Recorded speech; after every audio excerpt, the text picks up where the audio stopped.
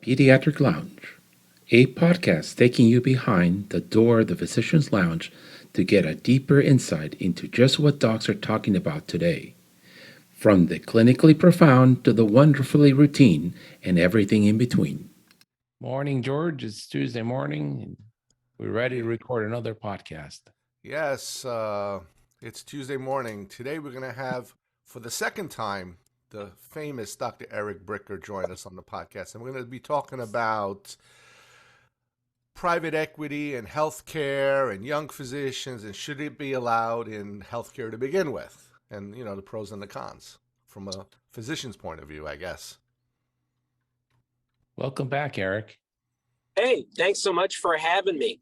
I appreciate you guys do a great job with your podcast. I really enjoyed our last conversation. It was a lot of fun. Thank you. So, in the tech world, VC rules, and they buy companies without margins, like Amazon had no margins for a long time, Uber, Meta, which is Facebook, and then they hope to turn a profit. What are they hoping to do with this strategy, Eric? Yeah, so with the private equity acquisition of physician practices, it is one, in general, the private equity thesis is that they already acquire businesses that are already profitable. So typically, whether it's a physician practice or some other investment that they're making, one of the differences between something that is venture backed versus private equity backed is the profitability of the company. And part of the reason for that is that private equity is just a fancy term, a more modern term for what in the 1980s was referred to as LBOs, leveraged buyout companies. And LBOs use leverage, i.e. debt. And the only way you can put a whole bunch of debt on a company is if they are profitable, because the bank is going to need to have some sort of rationale for being able. So venture-backed companies can't really raise debt because they don't have any profitability, but private equity firms will sort of juice their returns by putting a whole bunch of debt on the company. So that's typically sort of what they're doing. But the original thesis for private equity acquisition of physician practices was to work with physician groups that were specifically, and this is before the No Surprises Act, that were specifically out of network, so that they could charge very high out-of-network rates. And so this was the ER physicians, the radiologists, the anesthesiologists, and the pathologists. Those were sort of the main target of private equity firms, because they would either take them out of network, or they would threaten the insurance carrier and be like, look, if you don't give us much higher reimbursement, we're just going to go out of network. And before the No Surprises Act, then they could just, they could receive, hundreds or even thousands of dollars for an E&M code, where your typical pediatrician might be getting $80 for an E&M code, and this is where you were getting ER physicians that were getting thousands of dollars for an E&M code, and then the private equity firm would pay the physicians on salary, and then they would increase the top line by increasing the reimbursement per CPT code, and then they would put the physicians on salary, so they sort of had a fixed cost for their labor. And then the private equity firm would keep the difference. But before I get too long-winded, I'll just stop there. So venture capital is different, right? Venture capital is like a day trader or a gambler. Well, venture it just tends to be for much earlier stage companies that are not profitable yet.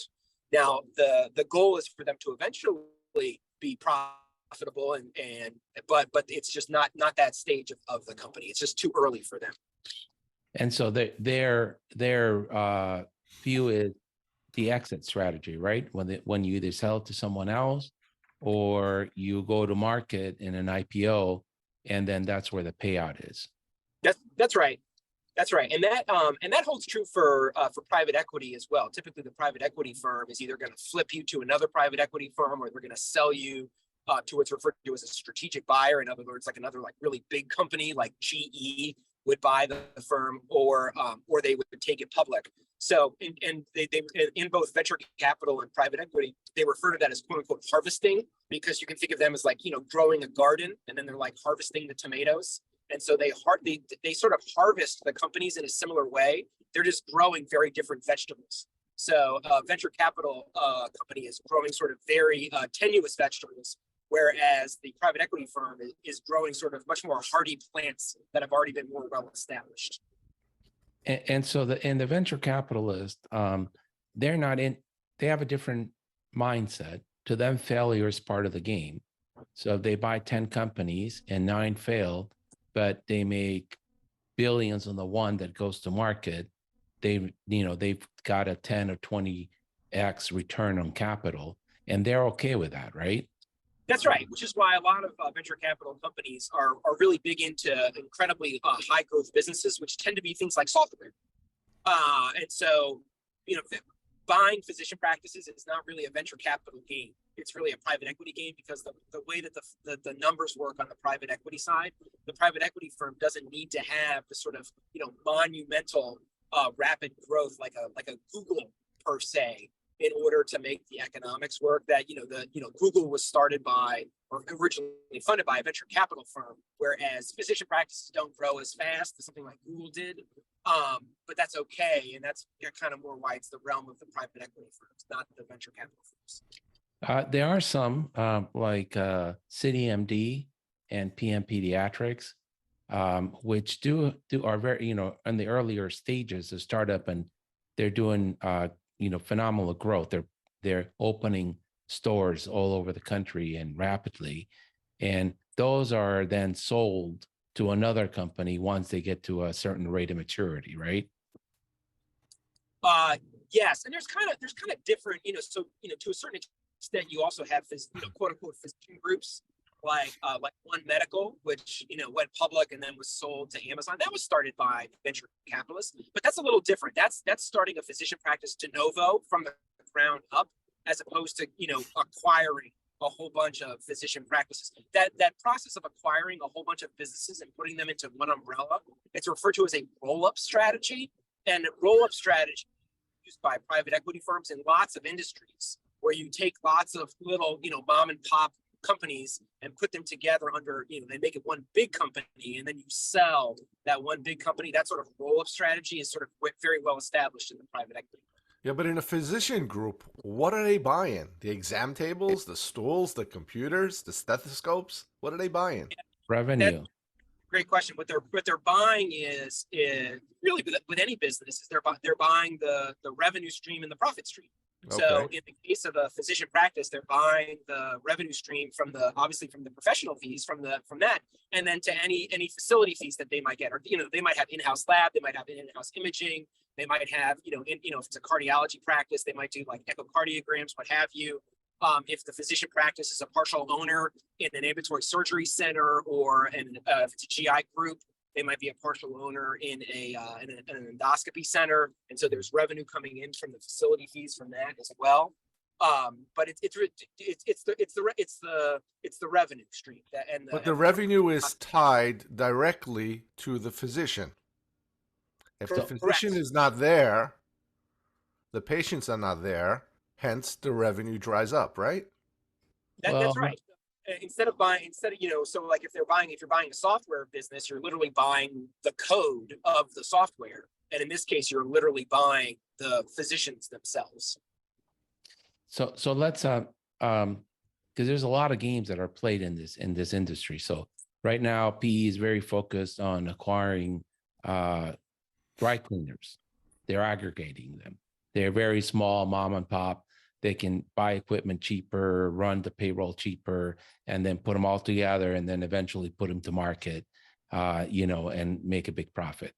One of the examples, I don't know if you remember, but Columbia HCA hospital chain, that was at one point public, and then they wanted to restructure it, and so they went private again.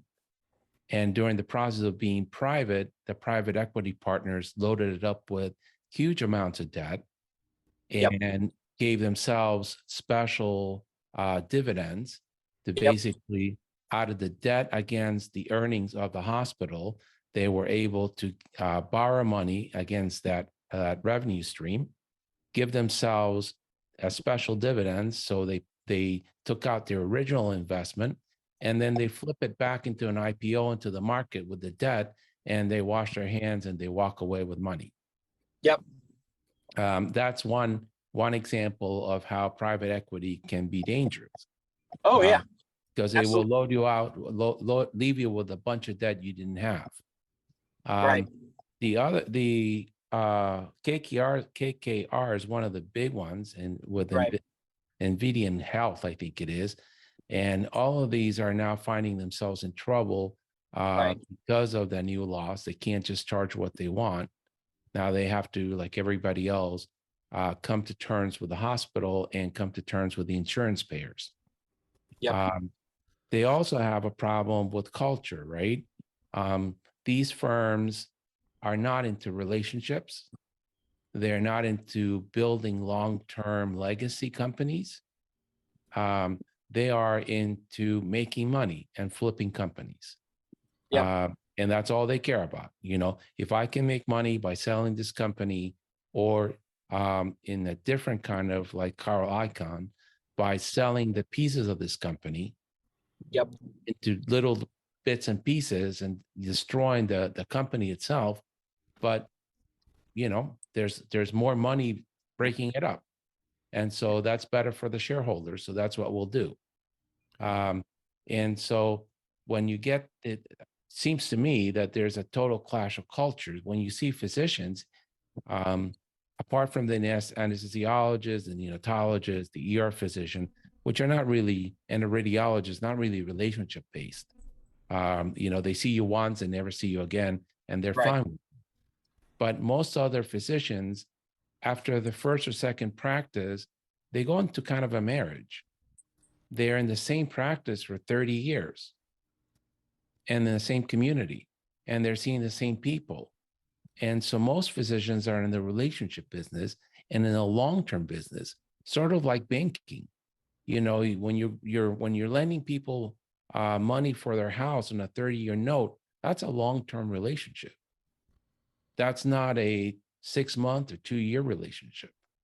And so it seems, just from looking from afar, that when your goal is to make money and you're not interested in the relationship and timing is not important to you, that's kind of antithetical to what a bank and a physician practice does when it's part of a community. Am I getting that wrong?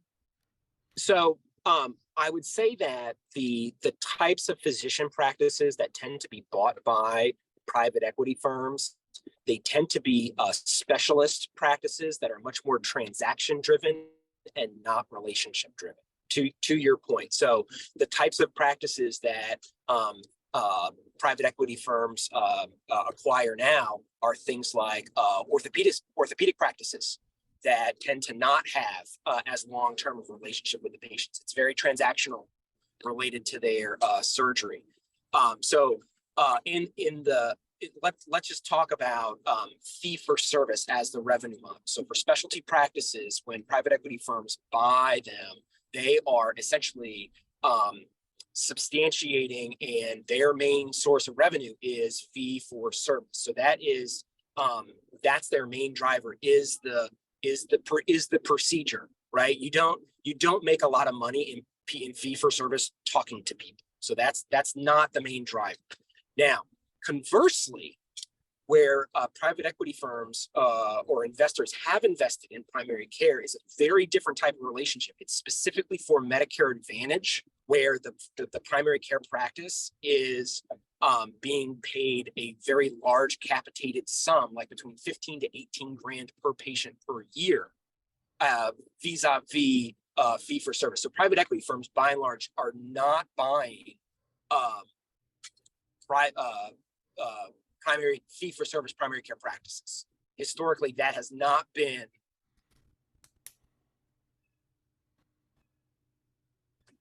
Yeah. All this sounds like it's just about the money and nothing about healthcare, really. That's exactly right. It's 100% about the money. And the reason is that the way that a private equity fund works is that they have to raise money for the quote unquote fund from what are referred to as the limited partners, or the LPs. And an LP might be a pension fund. An LP might be an insurance company. These people that have, an LP might be a university endowment. and they have to diversify their portfolio. Well, they'll have like 60% of their portfolio in bonds, and maybe they'll have 30% of their portfolio in stocks, and then they'll have 10% of their portfolio in other stuff. And other stuff includes private equity investments that they then invest with the private equity firm. And when the private equity firm goes to those limited partners to raise money for their fund, it is all about just the return. I mean, that's literally what it is. They're looking at their portfolio of investments of bonds and stocks and commodities and private equity, and they're looking at the variability of the risk and return across that portfolio. That private equity firm could be investing in widgets or makeup or physician practices. That is of no consequence to the limited partners. The limited partners just care about the risk and the return. How is that good for healthcare and humanity as a whole? It is. It's only good to the extent that the financial relationship between improved patient care and the practice making more money are aligned. So if we live in a world where the physician practice can make more money to the detriment of the patient, then that is not good for patients. And I would argue in much of healthcare, there is financial misalignment such that what makes the most money is not in the interest of patients. So the way that financial incentives exist in healthcare today, all private equity does is put kerosene on the fire of financial misalignment. So in a way that I can understand this, if I had a small practice and it was bought by a private equity firm, they would want me to start upcoding, so do more 99214s and more 99215s. Correct. And do more volume. Don't bring that asthmatic once every 3 months like the guidelines say. Bring him in every month. And if you're a proceduralist, then you're financially incentivized to do more procedures. And the outcome of that asthmatic is not important to them. It is, how much money am I bringing into, am I meeting their metrics? Am I, however, what they want to measure, work RVUs or, total collections, whatever it is. And they probably would also say, forget about taking care of a Medicaid patient. That doesn't pay enough for us to take care of that. That's right. You even put the asthmatic on a better regimen of, long-acting beta agonists, rescue inhaler, inhaled steroids, and you actually titrated their medication so that you actually didn't need to. That's good for the patient. It's bad financially for the practice. That's right. But I would have to do a little bit of. So you're financially misaligned to actually opt for the asthmatic. So I'd be a little chicanery, right? So I have to force that parent to come see me once a month to get their maintenance medications, just so that I can pat the book so that my owners are happy. Yep. And that's, I think, the biggest danger of private equity in primary care. I want to talk a little bit about some recent bank failures in the news, because I think it's very important. To me, it highlights the tremendous danger of having private equity or venture capitals, or what I call short-term capital, as your friend or they're not really your partner, they own you. Mm-hmm. And Silicon Valley Bank was a darling of these people, and they grew tremendously. And it's just mind-boggling, people, mind-boggling. This bank went from like 50 billion in assets to 220 billion in assets, just because of the amount of IPOs that were out there. Now, there's many reasons for this failure. And I'm going to let Eric, who's much smarter than me, dice it. But in essence, we had a policy that made no sense that started with Obama and Bernanke of negative interest rates. And so a lot of money went to private equity because that's the only place that they could park the money and get a return on investment. Then, for some unknown reason, I don't understand it, we got away with no inflation. Finally, the Biden administration was able to light the fire on inflation by putting what, $3 trillion into the economy. It was unnecessary. And now the Federal Reserve and Mohammed Al-Jarian said it best. The Fed had been driving under low visibility on a windy road at high speeds. And all of a sudden, when they raised the interest rates, they slammed on the brakes. And now we're seeing the car crash, one after the other, the pileups. And Silicon Valley Bank had over $120 billion in the safest investment you can have, which is US Treasuries. But the PEVC community in California, which was their number one client, got spooked on a Thursday that they weren't going to be able to pay out their bills. And so they all texted each other, and all at once, in one day, they tried to withdraw $45 billion of assets from the bank. And the bank didn't have the cash. And that's the worst example of what can happen to your business if you do business with private equity. The day they sour on you, they will pull everything out and leave. And you won't have a business, even if you have $120 billion in safe assets.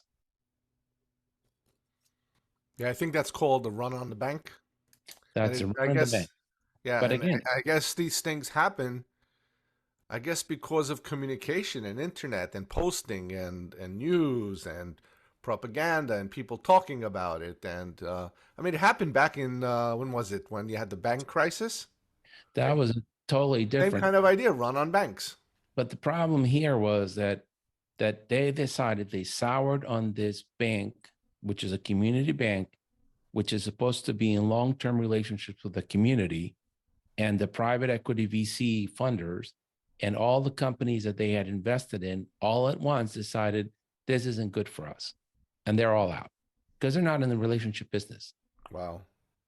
And that's what they can do to your practice if they buy it.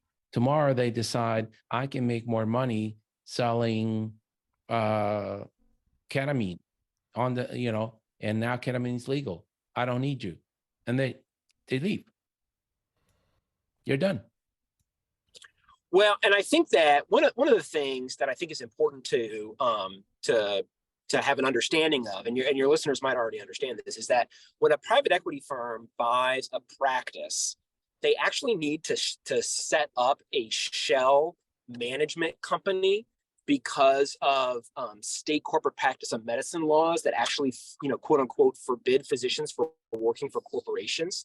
And so physicians are allowed to work for other physicians or for hospitals. And so what the private equity firm does is they set up a shell company that is headed by some, random doctor. They find Joe Doctor to be the head of this shell company.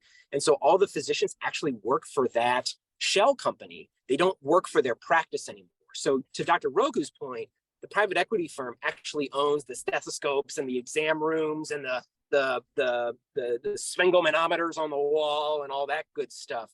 But the physicians themselves work for a physician practice that is separate from the actual they used to own. They don't even own it anymore. And then they become employees and they're salaried. Now, oftentimes those salaries do have productivity bonuses, but just the relationship between the physicians and like the employees, like the nurses and the med techs and everything like that, like they don't even, they work for a completely separate company from the physicians. So they used to all work for the same company. They don't work for the same company anymore. Sounds like a whole lot of shenanigans. It is. And there was a reason why corporate practice of medicine laws were created in the first place, and they might as well not exist. We have essentially de facto repealed those laws because the private equity firms and the attorneys have basically found a loophole to completely obviate those laws. So for all intents and purposes, corporate practice of medicine laws no longer exist. Wow. That's pretty sad. And then if they don't exist, I think they were intended to protect the patient. That's exactly right. The interest of a corporation and the interest of a patient will invariably be opposed. Right. So what are your thoughts on that Silicon Valley bank, Eric? So your characterization of it is very good. And so they had a ton of deposits from venture capital backed firms that and also from publicly traded companies and also from like Napa Valley wineries. I mean, that's where all the Napa Valley wineries put their money too, was in Silicon Valley Bank. And the funding for startups has just gone through the floor since 2022 and the stock market going down or what have you.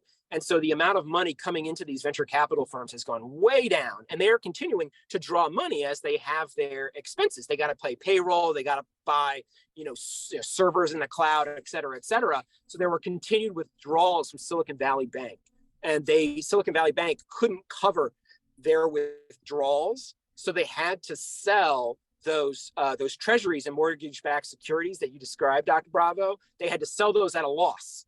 And when word got out to the venture capital community that Silicon Valley Bank was going to sell those at a loss, then to Dr. Rogu's point, then there was a run on the bank because they all talked to each other and they all said, well, we got to get our money out. And so that's why they, and with electronic banking and your smartphone, they literally, like on their smartphones, withdrew $42 billion in a day. Wow. And so because of what's referred, now again, everybody on this podcast might already be aware of this, but in America, we have what's called fractional reserve lending, which means that the bank doesn't actually have your money. The bank is actually able to create, and the rule used to be 1/10. So if you gave the bank $1, the bank could create $9 out of thin air. So banks create money, and then they lend out those $9, and then they keep that $1. And so what happens is that they didn't actually have the money.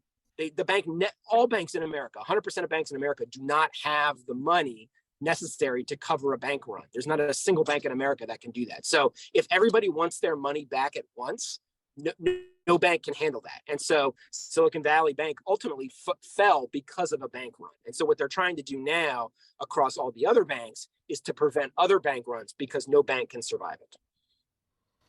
Interesting. And so to me, that's the reason I think is a good analogy is because if you're a pediatrician, like George's practice, right? It's been around for almost 60 years. And they're part of the community. They got grandchildren now coming in from the original partners. Everybody knows what RBK is in town. That's the long game. That's like, a real community bank. And it's in the best interest of George and his partners to continue to do well for that community because that's what keeps them in business. If they were owned by a private equity firm, they could cease to exist tomorrow for whatever reason. They need the money to cover another bet, and they're out. And that whole community is left without pediatricians. That's right. And really the risk is with the debt. Because basically what happened to Toys R Us. So Toys R Us was owned by a private equity firm. And because private equity firms load up all their portfolio companies with debt, you have to make interest payments on that debt. And if you are unable, because of whatever reason, you're not able to make an interest payment, then you have to then liquidate the company and sell all the assets because that's in the covenants of the debt that they've raised from the bank. And so like Toys R Us had gobs of revenue. They had tons of money coming in, tens of thousands of employees, but they literally had to shut down overnight because they couldn't make their debt payment. So anytime you foist a whole bunch of debt onto any business, it could be a physician practice, it could be a toy business, then it is you just automatically infuse risk into the organization. And being unable, because if you can't pay the debt, like you can try to refinance it or whatever, but the bank might be like, look, you have to just fire sale all your assets because we want our money back now. And that's in the fine print of the debt when they issued it to you. So that's where, and the private equity firm, they don't, to your point, it's not to the detriment of them from a patient care and from a community perspective. They've got a portfolio of companies. If they're going to take a hit on one of their investments, they've got other investments. That's why they have multiple companies in their portfolio, because they hedge. So any physician practice that has gobs of debt foisted on it is at greater financial risk than before that debt was put on it. But and to your point, some of that, and I'll just say very briefly, some of that debt is just used to pay bonuses to people at the private equity firm. So that happened with the big mattress company. It was either Sealy or Serta or one of the S's, and the company either went into bankruptcy or almost went into bankruptcy because the private equity firm paid themselves bonuses with the debt, which is obviously not what you're supposed to do with debt. You know what? Back to Toys R Us. Toys R Us, I guess you could compare them to a local doctor's office or a community bank. They were in the community. I remember when my children were young, what would we do when I was babysitting? Let's go Toys R Us. Let's wander around. Let's look at toys. It was a social thing. It was a nice thing. And you bought a little Star Wars action figure and the kid was happy. And you put money into the business. That's gone. What are people doing? Going online, shopping on Amazon to buy that action figure? It was more than just buying the toy.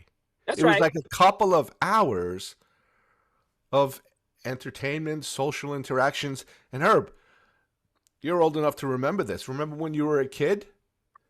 They would have the Toys R Us commercial where you see the kid, rolling down the corridor of Toys R Us with the big wheel. Yeah, you were able to try the toys and play, and I mean that was good for humanity. and I still remember the jingle. I don't want to grow up. I'm a Toys R Us kid. I'm a Toys R Us kid. That got destroyed by private equity. Yep, that's right. There are some times, I think, and this is regrettable, where selling to private equity makes sense. And I think that's when I'm the sole partner of a big group, or I'm one of 5 aging out partners in a group, and this is happening a lot.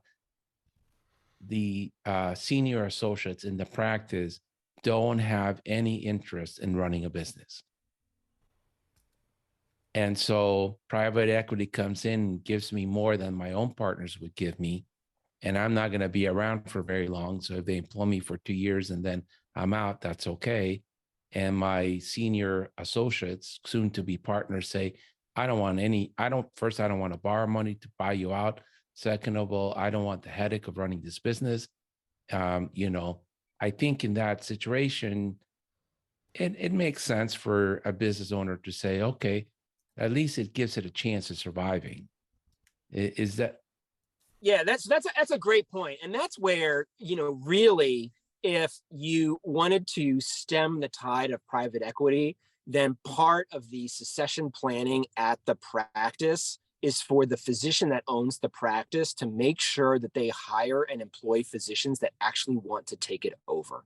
So I know an independent radiology practice in Florida that has about, it's not huge. I want to say they got 15 radiologists, and like part of, and they are approached by private equity constantly, and they say no to them because they want to stay independent. And part of what they're hiring, of course, because everybody's moving to Florida, their patient volume is going through the roof, and they're hiring radiologists like mad. They're going to double in size this year from 15 to 30 docs. And part of their approach to hiring these physicians is they are trying to find people that are interested in running the practice, and they're showing them how to do it. So they don't just hire any doctors. They also hire doctors that actually that are interested in taking over the business. So that I would argue that from a succession planning, now you could also do what other physicians do. Well, listen, if you don't do that, then you also gobs of physicians just wind down their practices. Yeah. My pediatrician wound down his practice. Yeah. And the sad part there is that the younger generation of physicians are being brainwashed in the institutions that they can't run a business and that they have no business owning a business. and they just need to be employees, and that's all they're good for. That serves them well because they can keep them at a lower salary and with lower expectations. I'm not sure it serves society well, but it serves the big hospital systems well. Yeah, it's Um, very sad. that is very sad. I think they do need to be educated. I don't know how they get educated because not everybody wants to get an MBA. Well, you don't need an MBA for this. You need common sense. Well, and I would argue that it's important for patient care, that if you care about patients, then you should care about this. That Yeah. is not like saying, well, I just am not interested in that. That's like saying, well, I'm not interested in auscultating the lungs. Well, I'm not interested, I'm just not interested in it. I don't really like. Listen, as physicians, we all do things that we don't like to do for the sake of our patients. Guess what? This is one of those things. You know what? I think there's this thing going around that practices have no value. So doctors feel that why should I pay a senior physician a golden egg or a golden parachute when it has no value? And I think the thought process behind it is it has no value because you have, as a PCP, you are the physician, and attached to your name is a bunch of patients on your roster that if I sell the practice to you, Dr. Bravo, those patients have no guarantee that they're going to follow you. So hence, it has no value other than the examination tables and the desk. So that's that message that's being pumped out in the world. That's right. Back in the day, they used to sell a practice by the number of medical records. That's right. But I think a practice has a value. Let me give you an example. We took over a practice, I don't remember what it was, maybe 2013, 14 or something like that, of a senior physician. He was actually on our podcast. He was approached by private equity. He was approached by systems. Then he approached us. Do you guys want to expand your practice? We took him over. We exchanged some money. We hired him. He couldn't work the computer. So what did we do? We put him a scribe. We transformed his office into a technological office. The loyalty that he had, the patients had to him, was like something I've never seen. We treated him well. He was out on surgery. We continued. We filled his spot when he came back from surgery. He came back into the game. He was not ready to retire. He was being forced to retire because that was when electronic prescriptions had to happen. If you couldn't prescribe electronically, you couldn't prescribe. So that's what finished it for him. We treated him well. Did we pay too much? Could we have hired a younger person to do that? Sure. But the loyalty he had from his patients was unbelievable. And the culture that he instilled into our organization was unbelievable to the new doctors and even to me. So fast forward a couple of years, he had some health issues. He's no longer practicing, but he's still part of the group. We have a whole wall dedicated to him with pictures and stuff because it's the right thing to do. It's not just about money. If a private equity or something would have bought him, what would have happened? A year or two, goodbye. You had surgery, you're done. Oh, yeah. Listen, in my opinion, if you are interested in maximizing your income, then you shouldn't go into medicine, period. Like, you should go into a different job. Like, that's not, like, you can't have that because if you're a physician, of course you can make gobs of money. If you're in a position of a physician, you can maximize. It's incredibly easy to maximize your revenue as a physician. If I just want to make gobs of money as a doctor, that is so easy for me to do. And it's part of our Hippocratic oath is to not do that. Right. You have to have the patient's interest first, and then everything else. And then the money will follow. Absolutely. But I saw this very early on. The physicians that made the most money were the worst clinicians. Oh, yeah. That's back in the day. I don't think that is anymore. I think my hospitalist boss, in my first job out of residency, he said, "Look, there's I might have told you guys this already. There's 3 levels of doctors. The smartest people in medical school go into academic medicine. The middle third set up successful private practice in the bottom third make the most money. Because if you figure out that as a physician how to maximize your revenue, it almost de facto hurts your patients. Yes. Yes, it's a fine balance. Now, I have a very interesting question, and it's not my question, but how do we work with VC to infuse innovation in primary care? Is there a formula that could work? Because we definitely could benefit from innovation. But to me, the rub is that VC, so if I look at it just from an investor's point of view, why would I want to sell a product to 67,000 pediatricians when I could create a product that could sell to 1 billion persons? There's always going to be more money selling to 1 billion than 67,000.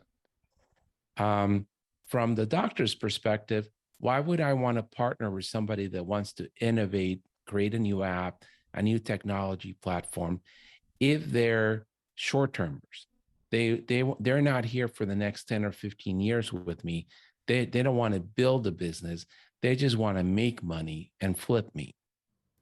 But is there a formula? Is there a way that, a middle ground that could be brought about where we can harness the power of innovation and VC and create some good for humanity? Yeah, so that's a great question. And so the short answer is that because you're talking about venture capitalists who, by definition, now venture capitalists have the same model as PE in that they have limited partners that are, endowments, et cetera, that are just looking for a low risk, high return, is that the mechanism for the monetization, in other words, the mechanism for making money needs to be very clear from the get-go. And I would argue in pediatrics that is absolutely possible, and that the entities right now that are spending, and I would argue wasting, a lot of money on pediatric care because the care is not being delivered as well as it could because of innovation could help it, et cetera, are state Medicaid programs. The largest payer for pediatric care in America is state Medicaid. And so many kids, whether they're on Medicaid or not, have their, especially as it relates to behavioral health issues that are being managed through their pediatrician, that could be much. And listen, the pediatrician's doing the best they can. This is not a criticism of pediatrician, but the point is, you asked about innovation. Is there a way that care for kids that have behavioral health issues could be better managed? My argument is yes. Absolutely. And that the state Medicaid programs would tremendously benefit from that. And how do you see that done? Listen, I'm not an expert in this area. I mean, I have a son who's special needs, so I have gone through this personally somewhat, but I had I'll just tell you a quick story. So my son originally went to a special needs school that was started by a pediatric psychiatrist. So he was an MD. He wasn't a pediatrician. He was a psychiatrist, but he was a pediatric psychiatrist. And he said, the best way for me to help my patients is to start a school, because seeing them once a week in his office was not enough. He's like, I need a school. I need a therapeutic school to help my patients. And he started a school that is called St. Timothy's Christian Academy in Plano, Texas. And he started it in 1990. And the school now has about 60 students, right? So it's not huge, but they do so much good for these kids. And the punchline of the story is 2 months after he founded the school, he died in his sleep of a pulmonary embolism, and his widow carried on his desire to start this school. Wow. So you ran and created and grew a business that was in the care coordination area? Correct. And you must have used a lot of technology as well as humans to do that well. Correct. And how were you able to keep the mission when people were investing in your company, not losing sight of your mission, because your mission was to help people, was to decrease costs by taking the rub out of the insurance interaction. Yep. Yeah. So the way that you do that is you listen. This is not rocket science. It's to play the long game. And so, like, listen. At the end of the day, whatever you think of Jeff Bezos, he's like, look, we're long-term greedy. Like, you don't go for the money in the short term. You go for the money in the long game. And if you play the long game, then it forces you to make different decisions. So we played the long game at Compass, at the company that we started. And what that meant was we didn't make as much money in the short term, but in the long term, financially, we made out fantastic. So, and listen, this is not rocket science. I mean, almost every aspect of life, whether it be from your diet to exercise or whatever, short-termism generally is a bad idea, and long-termism is generally a good idea. And so if you look at your decisions through that lens, it tends to work out much better. That sounds like the stock market, right? The long game is always good. The long game is so good in so many ways. And so, that is again, and that's true for our patients too, right? Like in the short term, like if you probably, as pediatricians, you might have teenagers that smoke, but in the short term, as a physician, if I have a patient that smokes, that might like hurt my scores, right? That might make me look worse as a physician in terms of like my number of hospitalizations because my smoking patient is into the hospital more. Do I fire my patient because he's smoking? No, because you play the long game, and over time, you say, you know what, I'm going to keep working on him or her, and maybe I can get him to stop smoking. But unfortunately, the insurance carriers, they don't see the long game. They don't care about pediatrics. Absolutely right. Absolutely right. And so much of being a doctor means going against the grain and doing what's unpopular and doing what society and other people tell you what not to do. But if you're going to be an effective physician, by definition, you have to be a contrarian. Yep. Yeah. So I'm very interested in this idea of how do we bring capital innovation into healthcare when it's not Medicare Advantage patients, because that's another game. Correct. And one of the things, and this is an aggregate of opinions that throughout the podcast. So Dr. Munish and a couple other really, forward-thinking physician technologists have come to the idea that the EMR is not going to change because people have spent so much money building these EMRs, but that it cannot continue to be the way it is because it is just absolutely worthless from outcomes, worthless from physician satisfaction scores, worthless from the point of view of how nurses interact with it. So the end user is extremely unhappy.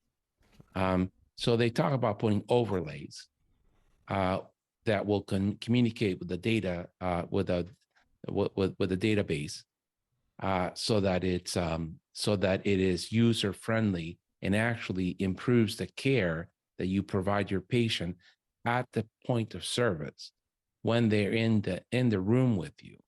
So we're no longer slaves to clickety-clacking or templates that say nothing, but we're actually being presented with the information necessary to make the best choice for that patient and to push the care coordination. Yeah, those are called gaps in care. Right. And there's money attached to gaps in care for value-based contracts, which is the new darling of the year, quality incentive programs, and things like that. The problem is, especially with the managed care Medicaid lines of businesses, they have no idea.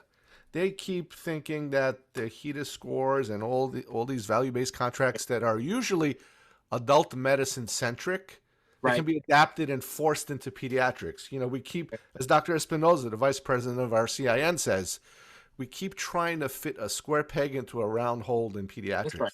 We need to just make a new peg for pediatrics. Yes, but if that information is not being presented to the decision maker, where the care gaps are. Correct. At the time that the patient is there, so that you can set up a follow-up program that may include AI, may include texting, videos, may include a care coordinator. There's multiple layers depending on what you're trying to achieve. Right. That isn't going to happen because you're going to look at a dashboard 3 months later and be chasing your behind to try to catch up those patients that are not doing what they need to do to get better. Well, you don't want to wait 3 months. You want to do it almost in real time. Well, that's what And that can be done through dashboards. I mean, we've done it already with the MIFO Inc. dashboard. Yes, but is that part of your office practicum EMR when the patient's in front of you? Is the care gaps in front of you? No, it's a third party that's on top of that, the overlay, like as you say. Okay, so that's what I'm saying. That the future is going to be where when you're doing your documentation in with the patient, you notice that there's a care gap and that there's an opportunity to either connect that person to AI engagements through video education or a care coordinator that is going to push for a better outcome without Correct. having to spend more money on fancy medications Yep. or hospital care, right? We don't have that. How would we ask a VC who is socially aware, socially invested to fund such a program? Yeah, it would have to come through. So it's a great question. It would have to come through where the money is, which is in the where who's bearing the risk. And so who's bearing the risk financially is the state Medicaid program. So they would fund it. The VC would have to approach the state Medicaid program. Okay, because one of the things I thought about this, because again, the long game wins. Yep. So to me, it would make sense to have a socially interested VC fund, which there are some out there, who says, we'll pay, sort of what they did with the vaccine, right? Building this overlay will cost $25 million. We'll foot the first $10 million and sign a contract for this product for 10 years. And then we'll take warrants on your company.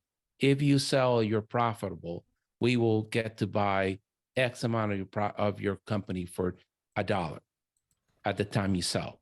Now we're both in agreement. We want to be together for 10 years. It may not work, but we want to be together. And we might be able to have the time to actually show that this works.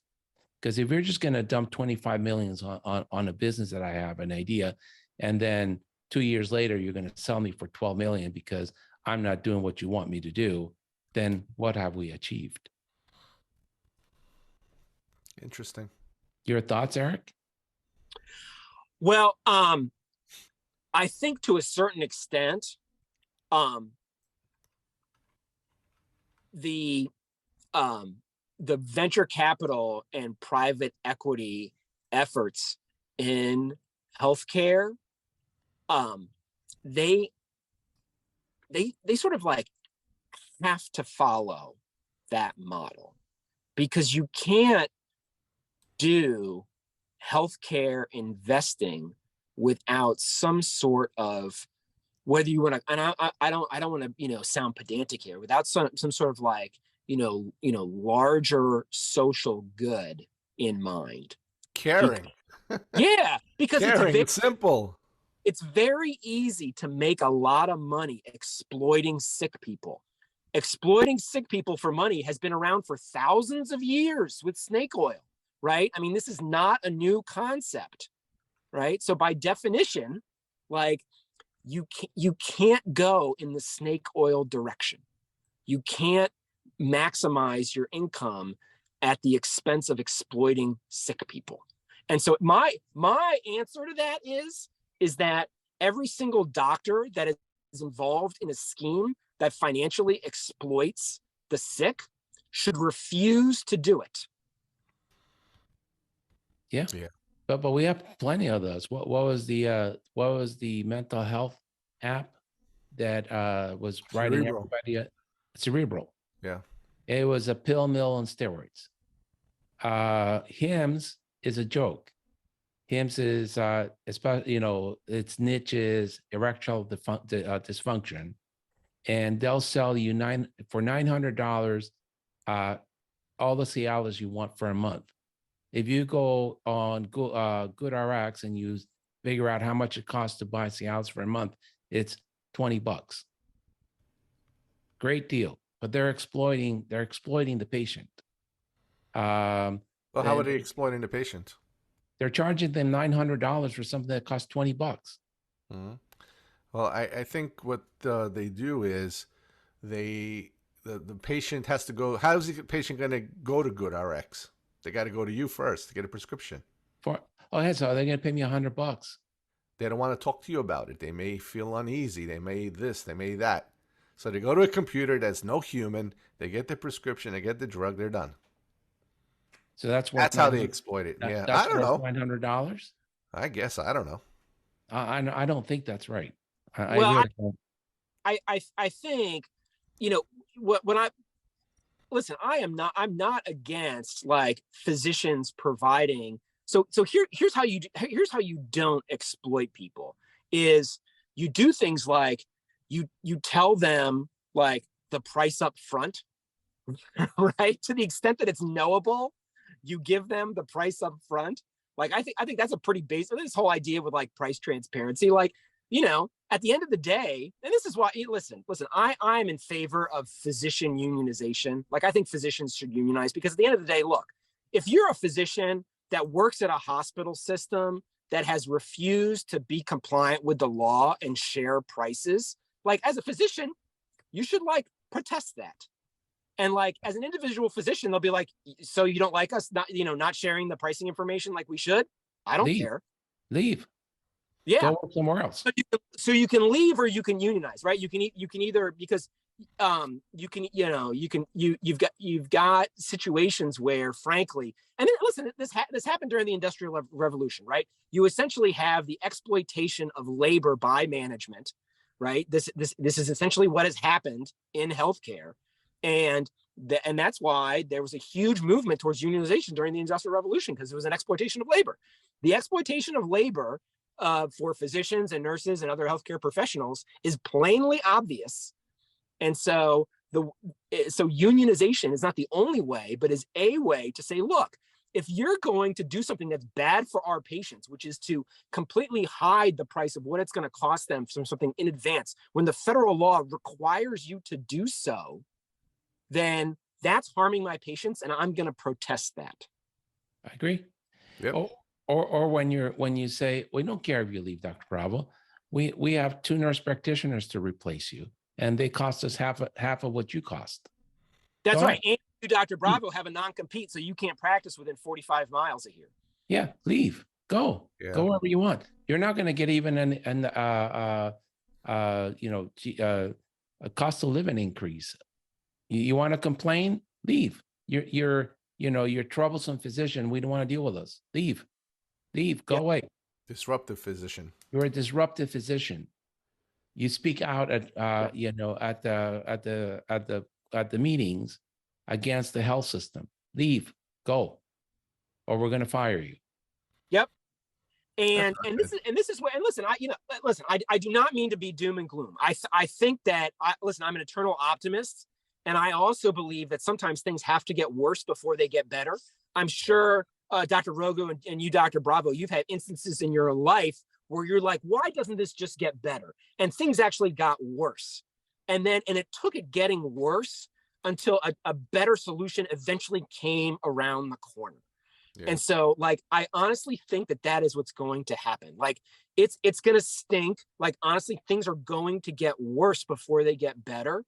But there is absolutely an end of a light at the end of the tunnel here for things to change and for things to get better. And things might have to get worse for like 10 or 15 years. Whoa, it's a long time. It is a long time. Listen, I've already resigned myself to the fact that it's going to be beyond my career and maybe even beyond my life. I mean, the labor issues during the Industrial Revolution happened for 80 years. I mean, from 1850 to 1930, it was going on. So this is not going to happen overnight. I mean, this is going to take an incredibly prolonged effort over a prolonged period of time, and that's okay. Like, I'm fully prepared for that. And if I don't see healthcare quote unquote fixed during my lifetime, like I'm okay with that. But I'm gonna keep pushing the ball down the field because eventually it will get better.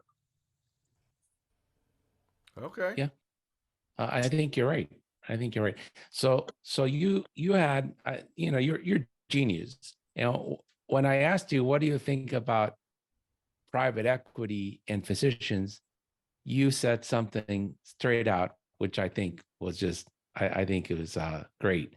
And you said private equity is buying highly profitable practices using an aggregated model to improve efficiency and management. This is done at the detriment of younger physicians who are not equity partners at the time of the sale. Correct. Does that summarize this conversation? It does. And so really the message is that if you are a non-partner junior physician in a practice, you might be aware of talks with private equity. You might not be aware of talks with private equity, but just know that if and when it happens, that it most likely would be in your best interest to leave. Or to negotiate a contract where if the practice sells to private equity before you're a partner, you get a piece. Well, That's right. And they're most likely going to say no to that. Yeah, Your leverage listen, we all need to physicians to a certain extent hate taking risks. And so to a certain extent, we as physicians need to be more comfortable with taking risks and like walking away. And I believe me, if you walk, every physician I've talked to that has walked away, not a single one of them has regretted it. Every single one of them has said it was the best decision I ever made. Yeah. We have people like that all the time on the podcast. I left the big health system. I left the federally qualified clinic. I left the group that was led by this one person who didn't want to change. And Yep. they're making more money and they're happy and they're taking care of the patients like they want to take care of the patients. That's They're right. doing well. So it is absolutely doable. Absolutely doable. On our coaching class today, we had one of our team members present her data today, and she's only been in business like 18 months. And her net receivable ratio is at 97%. Her days in AR are at 22. She is financially managing that practice for success as a solo practitioner in 18 months. Yep. And but she's in it for the long game. She knows it. She knows, but she is putting effort into learning, educating herself, watching the financial metrics, making sure her patients are taken care of in a compassionate way. Yeah. And she's succeeding and she's thriving at it. And people, if you want to be happy and you're tired of listening to an administrator who doesn't have the best interest of the patient or our profession, leave. There's plenty of people out there that are going to help you succeed. But leave. Don't buy this that you can only work for a big company. You can do better on your own. Do it. Do it now. Yep. That's our long game. Yep. We have to elevate those physicians. And they're coming out of the woodwork. It's amazing how we're finding all these people that are leaving and opening up their own little shops. Yeah, it's not going to be easy. Yeah, you're not going to make a whole lot of money in the first month. It's going to take a year or two or whatever. But I always tell these young doctors, anything that you succeed in was created by your own hand. If you fail, it was created by your hand also. There's nobody else responsible. The buck stops with you. Yeah. In a hospital, you could fail because of somebody else very easily. Well, and then the one final piece of unsolicited advice for your listeners is, don't chase shiny toys. Don't buy a fancy car.